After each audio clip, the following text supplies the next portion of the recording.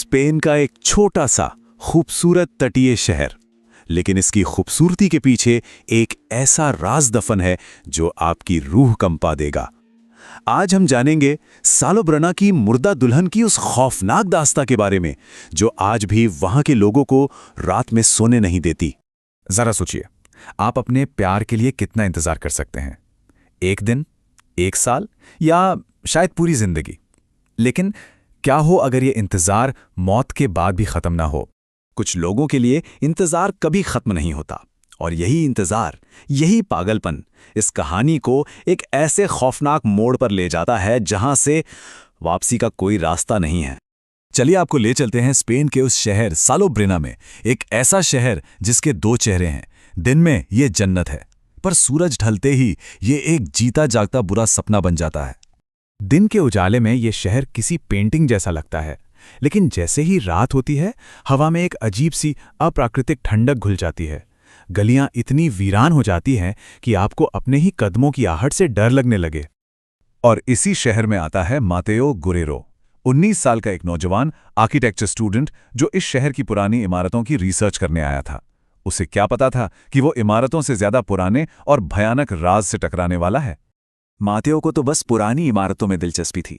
उसे क्या पता था कि शहर की सबसे पुरानी और खौफनाक कहानी खुद उससे मिलने वाली है। एक रात पुराने कब्रिस्तान में उसे एक अजीब चीज दिखी। एक कब्र के ठीक ऊपर शादी की एक टूटी हुई मेहराब, जैसे कोई अधूरी शादी, कोई अधूरा इंतजार आज भी वहीं ठहरा हुआ हो। उस पर सूखे हुए फूल लटक रहे थे। और उसी रात के बाद मातेओ की जिंदगी हमेशा के लिए बदल गई। पहले तो उसे लगा कि ये उसका वहम है। रात के सन्नाटे में कपड़े घसीटने जैसी आवाज, कोने से गुजरती एक सफेद परछाई। अगली रात डर और भी गहरा गया। पत्थर की सड़क पर गीली मिट्टी से बने पैरों के निशान जो सीधा कब्रिस्तान के दरवाजे तक जा रहे थे, जैसे कोई कब्र से निकलकर अभी अभी शहर में आया हो। मातेओ का दिल तेजी से धड़कने लगा। हिम्मत करके मातेओ उन निशानों के पीछे गया और मेहराब के नीचे उसने उसे देखा। उसका चेहरा चाक की तरह सफेद, आंखें बिल्कुल खाली, जैसे उनमें कोई रूह ही ना हो, और गालों पर सूखे हुए दाग, मानो सालों पहले उसने खून के आंसू रोए हों। मातेओ की तो सांसें रुक गई। मातेओ जैसे तैसे अपनी जान बचाकर वहां से भागा। जब उसने कांपते हुए ये सब गेस्ट हाउस के बूढ़े केयरटेकर को बताया तो उस बूढ़े आदमी के चेहरे पर कोई हैरानी नहीं थी, बस एक गहरा अफसोस था। और फिर उसने सुनाई इज़ाबेला की कहानी। ये कहानी थी इज़ाबेला की, एक ऐसी दुल्हन जिसे उसका दुल्हा शादी वाले दिन ही धोखा देकर किसी और के साथ भाग गया। बेचारी इज़ाबेला पूरी रात उसी शादी की मेहराब के नीचे उसका इंतजार करती रही।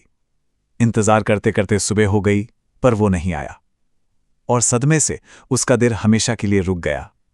पर उसकी आत्मा, उसका इंतजार आज भी वहीं कायम है। ये कहानी सुनकर मेटेओ के रोंगटे खड़े हो गए, पर उसे अंदाजा भी नहीं था कि वो अब सिर्फ एक कहानी नहीं सुन रहा है, वो खुद इस कहानी का हिस्सा बन चुका था, और इज़ाबेला की आत्मा ने उसे चुन लिया था। उस रात जब मातेओ अपने कमरे में लौटा तो हवा में एक अजीब सी गंध थी, गीली मिट्टी और सड़े हुए पुराने फूलों की महक, जैसे कोई कब्र से उठकर सीधा उसके कमरे में आ गया हो। फिर दरवाजे के बाहर कदमों की आहट हुई, जो ठीक उसके दरवाजे पर आकर रुक गई। दरवाजे के नीचे से एक परछाई नजर आई। फिर दरवाजे का हैंडल बहुत धीरे धीरे घूमने लगा। दरवाजा खुला और सामने कोई नहीं था, सन्नाटा। लेकिन मातेओ जानता था वो वहीं थी, उसे ही देख रही थी। और फिर जब उसने हिम्मत करके खिड़की से बाहर झांका तो उसकी चीख निकल गई। वो औरत ठीक बाहर खड़ी थी। उसकी भयानक खाली आंखें सीधा मातेओ को घूर रही थी, जैसे कह रही हूं, अब तुम मेरे हो। मातेओ अब समझ गया था कि ये मजाक नहीं है, उसकी जान सच में खतरे में है। वो सीधा भागा शहर के पादरी के पास, और वहां जाकर उसे अपनी उस एक छोटी सी भूल का एहसास हुआ जो अब उसकी मौत की वजह बनने वाली थी। पादरी को सब बताने के बाद मातेओ ने कबूल किया कि उसने उस मेहराब से कुछ सूखे फूल उठा लिए थे। बस यही उसकी गलती थी। पादरी ने समझाया, उन फूलों की वजह से इजाबेला की आत्मा को लगा है कि उसका दूल्हा सालों बाद लौट आया है और वो दूल्हा तुम हो। पादरी की आंखों में खौफ था। उसने कहा, फौरन फौरन ये शहर छोड़ दो बेटे, अभी इसी वक्त निकल जाओ, वरना वो तुम्हें कभी नहीं जाने देगी, वो तुम्हें अपना बनाकर ही रहेगी। मातेओ ने अपना सामान बांधना शुरू कर दिया। उसे बस यहां से निकलना था, पर वो नहीं जानता था कि अब बहुत देर हो चुकी थी। दरवाजे बंद हो चुके थे। इजाबेला अपना दूल्हा लेने आ चुकी थी। अचानक मौसम बदल गया। आसमान काला हो गया। गेस्ट हाउस की बत्तियां एक एक करके बुझने लगीं। पूरी तरह अंधेरा। तभी जोर से बिजली कड़की और उस एक पल की रोशनी में मातेओ ने देखा, वो ठीक उसके सामने कमरे में ही खड़ी थी।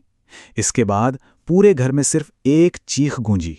जब तक केयरटेकर भागकर कमरे तक पहुंचा, कमरा खाली था। खिड़की खुली थी और तूफानी हवा अंदर आ रही थी। मातेओ जा चुका था, जैसे कभी था ही नहीं। अगली सुबह लोगों को मातेओ की लाश मिली। कहाँ? उसी टूटी हुई शादी की मेहराब के पास, उसी कब्र के ऊपर। उसका पूरा शरीर गीली मिट्टी से सना हुआ था। मुर्दा दुल्हन ने अपना इंतजार खत्म कर लिया था। उसे उसका दूल्हा मिल गया था, हमेशा हमेशा के लिए।